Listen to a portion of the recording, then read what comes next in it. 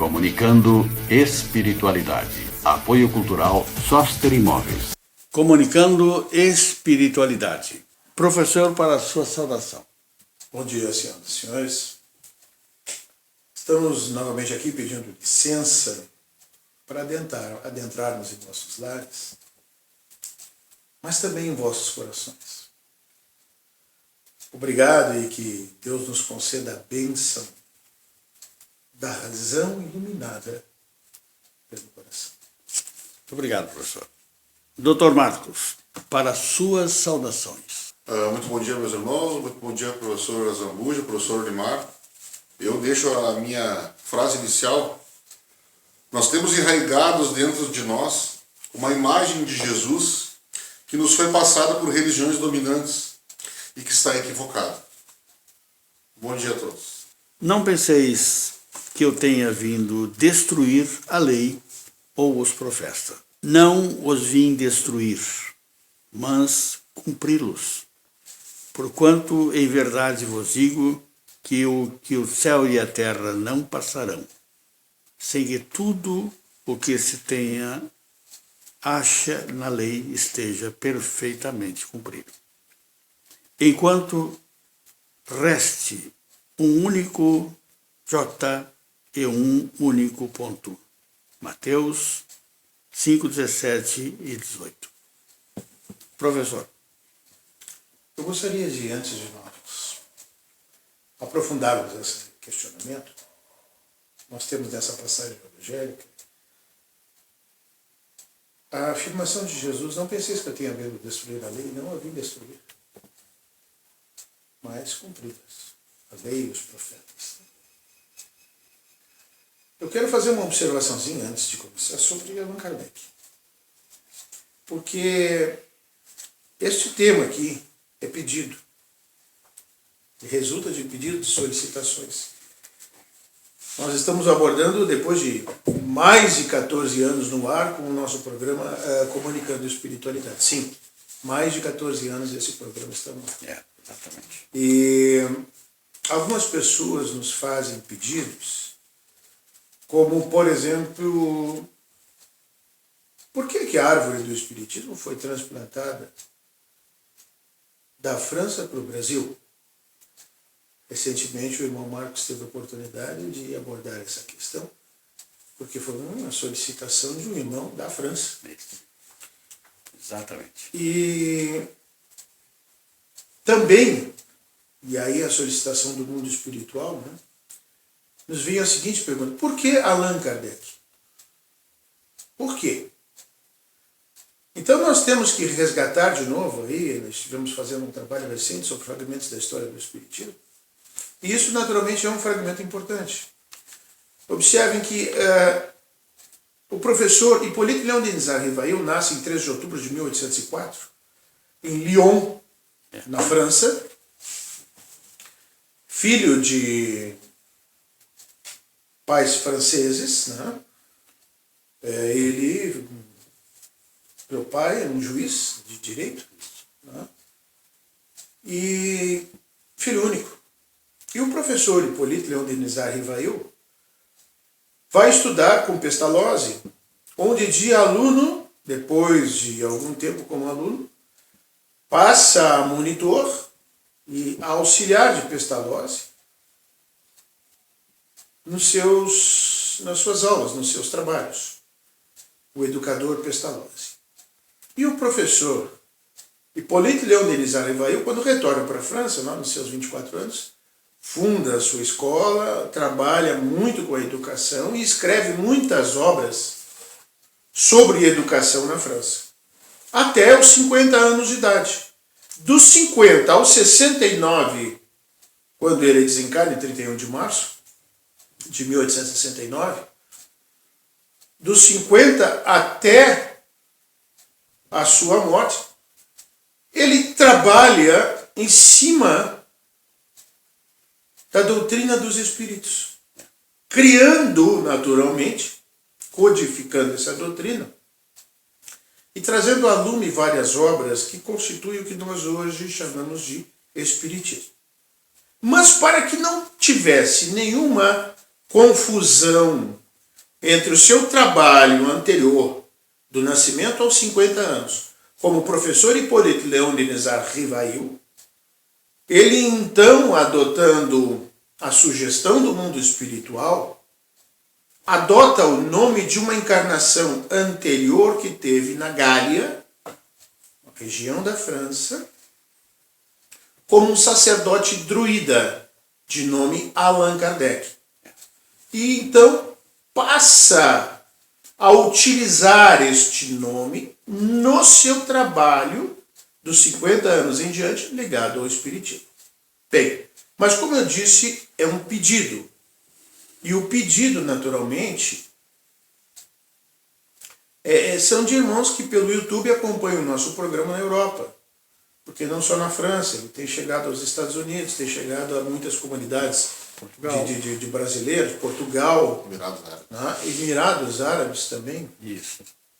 E estamos tendo um bom retorno do programa.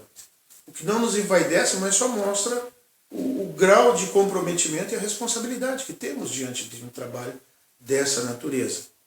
Bom, não vim destruir a lei é uma afirmação de Jesus que vai mostrar, meus irmãos, o caráter e a importância desta lei, da lei de Deus, e o processo de consolidação dessa lei, em que nós vamos perceber em Moisés um trabalho transitório, porque a lei de Moisés, no que diz respeito ao homem, ela era transitória,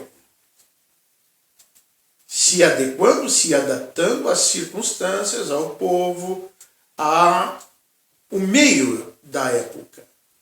Já ela avança com Jesus, e aí eu estou apresentando um todo, digamos assim, do trabalho de hoje, ela avança com Jesus e do seu caráter de justiça, fundamentalmente, porque Moisés revela a justiça, com Jesus nós temos a revelação do amor, mas temos um dado muito significativo, ele não pôde dizer tudo.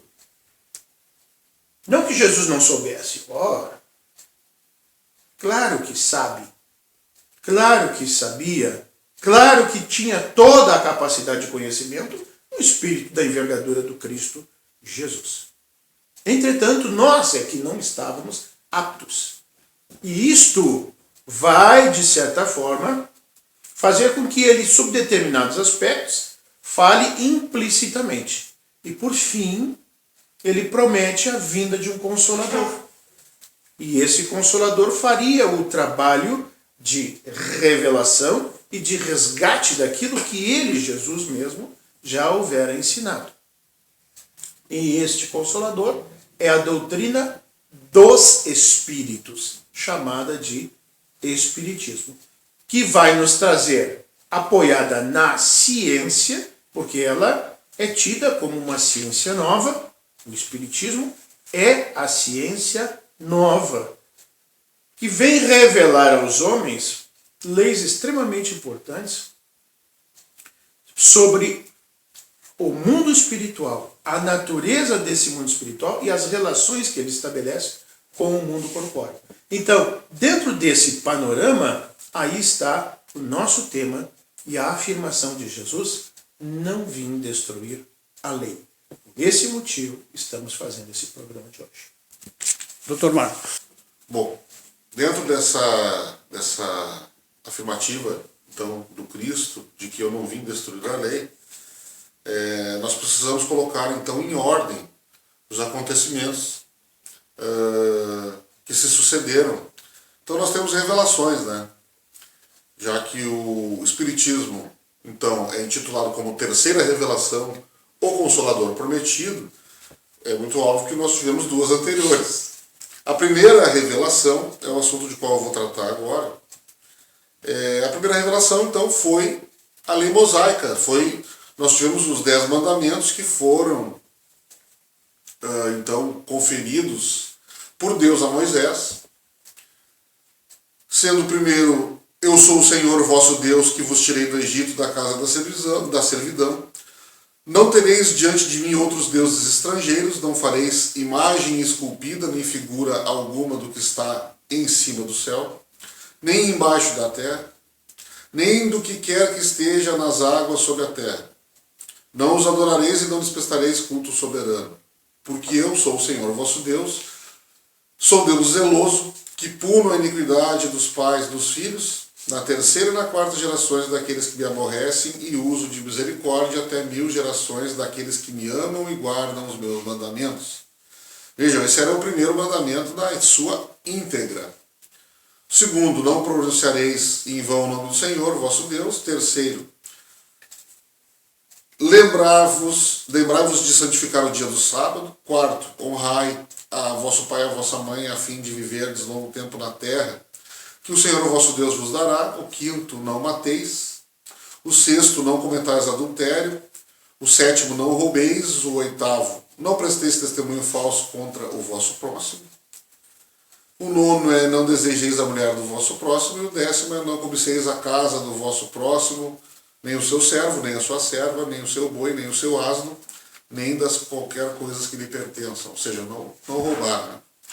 E é interessante esse ponto da primeira revelação. Inclusive ontem, quando fazia o evangelho do lar com a minha esposa, nos caiu o capítulo do Não Separeis o que Deus juntou, que está embutido nesse assunto. É muito importante nós termos em separado que Moisés criou toda uma legislação civil para poder controlar aquele povo que ele trazia do Egito, né? Com os costumes da época, aquela questão então que eu vi eles dizendo do capítulo que estudamos ontem, do divórcio, né? Ah, mas se Deus disse que não pode dissolver o que Deus uniu, por que existe o divórcio? Então, assim, devido à dureza dos corações, né, devido aos costumes da época, Moisés fez toda uma legislação para poder controlar aquele povo, para poder dar os primeiros indícios, os primeiros sinais de civilização para aquele povo. Então ele criou legislações que puniam o adultério, né, em cima toda desses 10 mandamentos que lhe foi passado. Isso é importante de frisar porque nós não devemos utilizar tanto o Antigo quanto o Novo Testamento ao pé da letra, como muitas pessoas vêm fazendo. Nós estamos no ano de 2020. Não se pode pegar costumes de uma época de mais de 2000 anos atrás e querermos aplicar agora, dizendo que aquilo é a suma verdade. Nós temos que tomar cuidado. A Bíblia ela é constituída de uma linguagem extremamente alegórica e nós precisamos interpretar os seus ensinos. E aquelas palavras que nós não entendemos, buscar o seu significado. Ela é objeto de estudo e não de adoração cega, sem se perguntar o que se está fazendo. A pessoa está com a Bíblia na mão, repetindo um monte de versos, mas nunca se perguntou o que está escrito ali dentro. O que significa isso? Mas por que significa aquela passagem ali? Não se pode fazer isso. Nós não somos robôs. E Jesus não quer isso para a gente. Nós precisamos estudar. Nossas religiões devem ser objeto de estudo, sim. Deus nos dá coisas, mas Deus nos pede coisas também. Isso é muito esquecido. Deus nos pede. O que Ele nos pede? Para sermos bons, para seguirmos os exemplos que Jesus deixou. E abordado só o outro lado. Né? Aquela relação unilateral de que eu peço para Deus e Deus me dá. Sim, mas e Deus não lhe pede nada? É isso, professor Zambuja. Temos que, nosso tempo aí, nosso diretor, ir para o nosso intervalo. Comunicando Espiritualidade. Estamos retornando com o nosso programa Comunicando Espiritualidade. E eu deixei ao professor Olimar uma pergunta. O que podemos dizer sobre a segunda revelação? A segunda revelação é a revelação de Jesus. Jesus é a revelação do amor.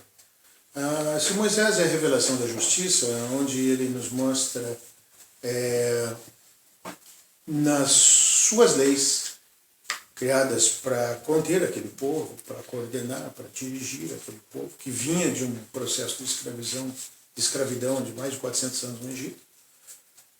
Jesus é a revelação do amor. E é esse Jesus, na segunda revelação, que diz assim: não vim destruir a lei ou os profetas. Vim cumpri-los, quer dizer, dar o verdadeiro sentido. E é isso que o irmão Marcos, na sua manifestação final, estava falando. Adaptá-la, essa lei, ao grau de adiantamento dos homens. Perfeito. Porque senão nós ficamos cumprindo coisas anacrônicas fora do nosso tempo. E nós já estamos naturalmente tendo essa necessidade de desenvolver a lei do Cristo. Mas desenvolvê-la envolve também praticá-la. Não é só ficar no plano do discurso, que Jesus manda perdoar. E aí, o meu irmão, que tem outra opinião e uma opinião contrária à minha, que tem uma outra religião, eu acabo execrando-o, odiando-o porque ele é um adversário, ele é um inimigo? Não. A sua religião não lhe manda amar? A sua religião não lhe manda perdoar? Pense nisso. Porque é essa a raiz da crítica que está sendo feita pelo nosso irmão.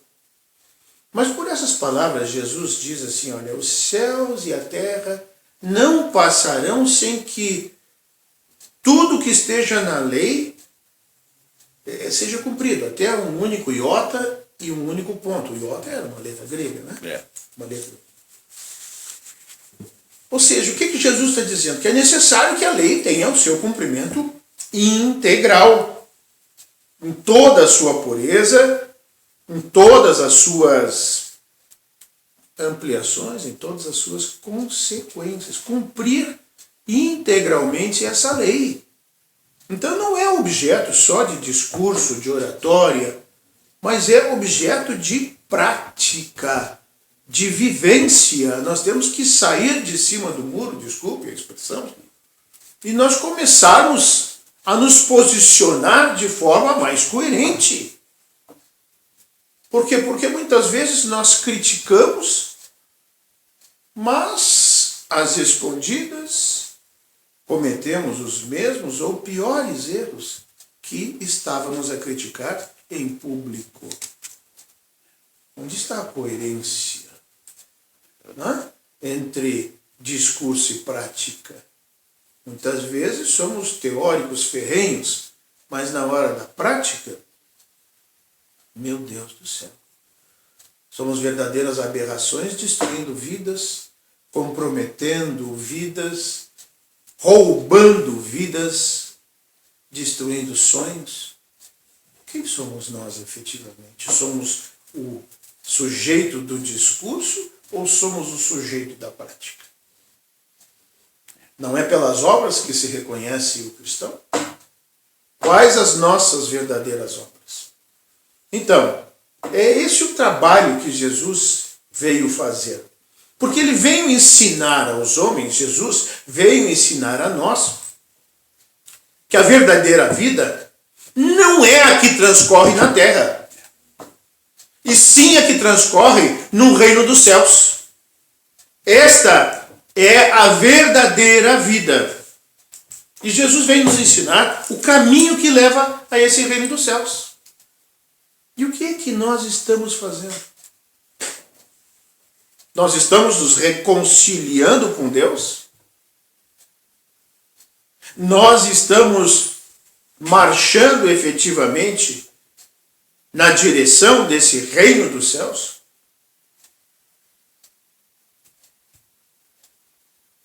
Estamos realizando todos os destinos humanos? Muitas vezes não, meus irmãos. Então, muitas vezes o nosso discurso é de amor a Jesus, Jesus aqui, Jesus ali, Jesus acolá, como a crítica do irmão Marcos, muito bem fundamentada, colocam Jesus num trono sentado como se ele tivesse parado lá em cima. Ele não veio a nós, não reduziu a sua forma por 4.000 anos até que pudesse chegar à condição que nós estamos. Ele ficou parado, sentado. Muitos ainda têm Jesus pregado numa cruz, estático. E o que nós estamos fazendo, meus irmãos?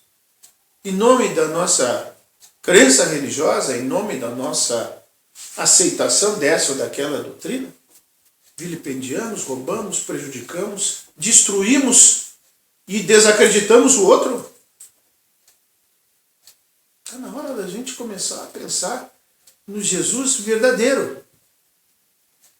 Então, Jesus não disse tudo. Eu estou falando da segunda revelação, que é Jesus, a revelação do amor. Mas ele não disse todas as coisas. Por muitos pontos, ele se limitou a lançar o germe de verdades que, segundo ele próprio declarou, né, ainda não podiam ser compreendidas. É a questão da reencarnação, por exemplo. Ele não fala ostensivamente na reencarnação. Mas como ele não deixava passar nada de errado, o que ele faz diante da reencarnação? Se quiseres compreender o que vos digo, ele mesmo é o Elias que há de vir. Ele, João Batista, ele está corroborando a reencarnação. Mas desenvolveu? Não desenvolveu. Por quê? Porque precisávamos de tempo, de amadurecimento, de progresso da ciência, para entendermos o que ele estava nos dizendo.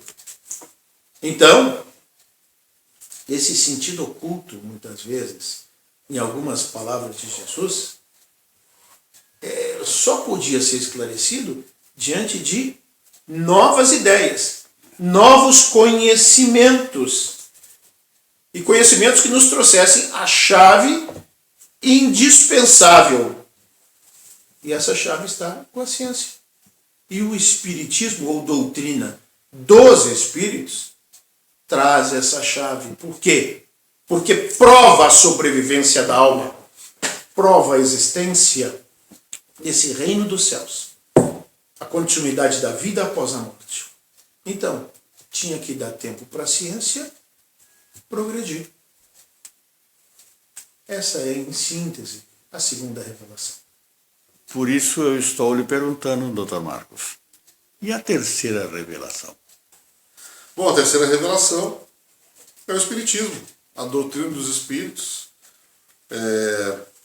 que vem nos mostrar, uma ciência que vem nos mostrar a relação do plano espiritual com o nosso plano, que vem nos mostrar, como diz o professor Alimar, que nós temos sucessivas existências, que nós já voltamos várias vezes, que nós reencarnamos várias vezes. Na verdade, meus irmãos, a terceira revelação é o que eu venho dizer que é o Espiritismo. O Espiritismo é um manual. Ele é um manual que nos mostra o porquê que nós estamos aqui. Por que nós já voltamos várias vezes? Por que nós temos que nos melhorar? O que nós fazemos enquanto nós não estamos aqui, enquanto somos espíritos, enquanto estamos no plano espiritual? E aqueles que estão no plano espiritual, eles nos influenciam nas nossas atitudes, nas nossas decisões. Nós deixamos desafetos em vidas passadas. Nós devemos tomar cuidado para não deixar desafetos nessa, porque nós vamos nos endividar. Todos esse tipo de relação, como vivem os espíritos, qual é a relação deles conosco. Ele é um manual. A terceira revelação, o Espiritismo é uma ciência que vem completar todo o trabalho de Jesus, toda a mensagem que Jesus veio deixar no planeta Terra. Claro que tudo dentro do seu devido tempo, porque já naquela época em que o Cristo vivia, as pessoas não estavam preparadas para trabalhar com esse tipo de revelação. Então ela veio no tempo determinado, ela veio no tempo correto, a espiritualidade não falha, e assim como ele veio no tempo certo, todas as coisas da nossa vida vêm no tempo certo. Professor Limar, não lhe parece que temos aí novos tempos? De fato, estamos vivendo novos tempos. São chegados os tempos que esses ensinos do Cristo têm que ser completados. Precisamos completar esses ensinos.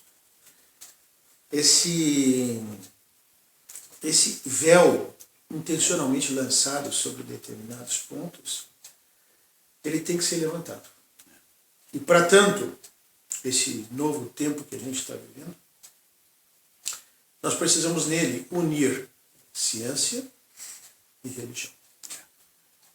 E esse traço de união, porque cada uma delas, a ciência e a religião, interpretavam o mundo dos seus pontos de vista exclusivistas. Exclusivistas, cada um do seu lado, mas a fonte das duas é uma só, que é Deus. Então, elas não podem viver nessa contradição, porque a fonte é única, é Deus, tanto a ciência quanto a religião. Então, o traço de união entre as duas é o que caracteriza estes novos tempos que nós estamos vivendo. Esse vazio que existia, agora está preenchido. Por quê? Porque é o mesmo princípio, tanto da ciência quanto da religião, que é Deus. Então, unir fé e razão. E quando nós fizemos isso, destruímos o tal do materialismo. Este é o novo tempo que estamos vivendo. Bom, eu vou me despedir com a seguinte frase. Jesus nos ama como irmão. Ele não está sentado em um trono inacessível. Ele está próximo de nós. E assim como nós pedimos coisas a Ele, Ele também nos pede coisas. Um grande abraço. Professor, para as suas despedidas. O item 9 do capítulo 1 do Evangelho segundo o Espiritismo, ele tem uma mensagem de um espírito israelita que eu acho que, na síntese, é exatamente isso. Moisés abriu o caminho. Jesus continuou. E o Espiritismo concluirá a obra. Bom dia a todos. Bom dia.